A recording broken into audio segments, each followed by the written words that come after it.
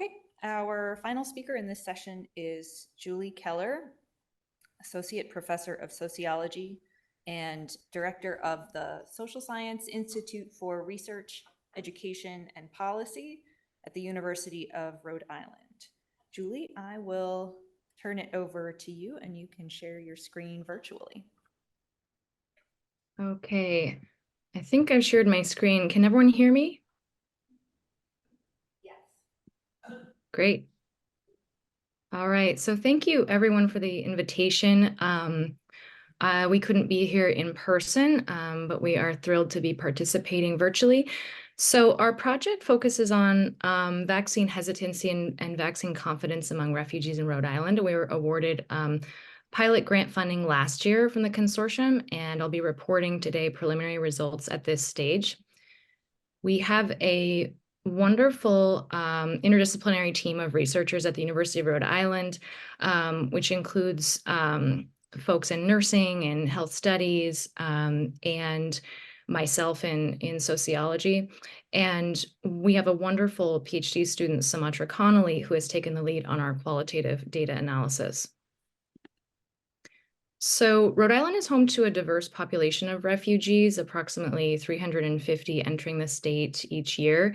So our preliminary work with refugees in the state indicated that this population faces a lot of challenges with healthcare access, and that includes cultural barriers, language barriers. We don't have any state-level data on refugee or immigrant vaccination rates. But nonprofit orgs working with this population have indicated that vaccine hesitancy is a big concern. And so these are our aims to investigate COVID-19 related knowledge, attitudes, and belief in this population, identify perceived barriers to COVID-19 vaccination, examine health literacy, and identify sources of accurate and inaccurate information about COVID-19 vaccines, and then finally identify factors associated with increased vaccine confidence and decreased vaccine hesitancy. So our project really started with community-based organization concerns. And so since it is grounded at the CBO level, we're using a community-engaged approach. We have two different phases, a qual phase and then a quant phase, or the qual phase informs the quant phase. We have a wonderful community advisory board made up of staff at various refugee-serving organizations in the state, and that's been an incredibly impactful experience working with these knowledgeable folks. To give you a sense of the breakdown of our data and methods, the plan was to conduct 10 exploratory focus group discussions with refugees and then 20 interviews with healthcare professionals who treat refugee patients. And then on the quant side, surveys with 200 refugees from various regions around the world. And I'll give you a sense of where things stand with our analysis and data collection. This is just a brief rundown of the topics covered in our focus groups and on the provider interviewer side. And I'll be reporting today the analysis from the focus groups and just a bit of preliminary analysis from the provider interviews. On the survey side, which again is informed by our data collection with phase 1 with the qual portion of the study, we included a vaccine hesitancy scale that was adapted for COVID-19, as well as measures of trust, measures of health literacy, health questions, health access questions, demographics, and some questions on social media as well. And our analysis for phase 1, as I said, has really been led by our wonderful PhD student, Sumatra Connolly. She is using these thematic analysis approach by Braun and Clark, very much an interactive, both deductive and inductive approach to analyzing qualitative data. We use Deduce as our software. She has done an amazing job of developing preliminary themes, validating those, and then identifying final and sub-themes as well. Steve Cohen on our team, who's a social epidemiologist, is leading the analysis of the survey data once that data collection is complete, and he'll be identifying frequencies and means and looking at factors associated with health literacy, conducting a bivariate analysis and a multivariable logistic regression. So some preliminary results. As I said, so we have completed the focus group portion of phase 1. So we got to our target of a minimum of 60 participants across 8 focus groups instead of 10. Some focus groups were larger at the end of the day, coming from the various regions listed here. This just gives you a quick sense. I'm going to go through real quickly so I can get to our themes. These are the demographics on our focus groups. Participants coming from Central Africa, from Guatemala, from various countries where they are speaking Arabic language, speaking Arabic in these countries. A nice distribution of age. As far as marital status, mostly married, mostly women in these focus groups. And then top countries include Syria, the DRC, and Guatemala, followed by other countries in the regions. And the sample of focus groups does skew toward folks that are more recent arrivals as opposed to more established refugees. Largely vaccinated group, at least from what we can tell from the focus group side. So the themes I'm going to cover today include these 4 different themes that came out of our data from focus groups, and I'm just going to go through one by one here.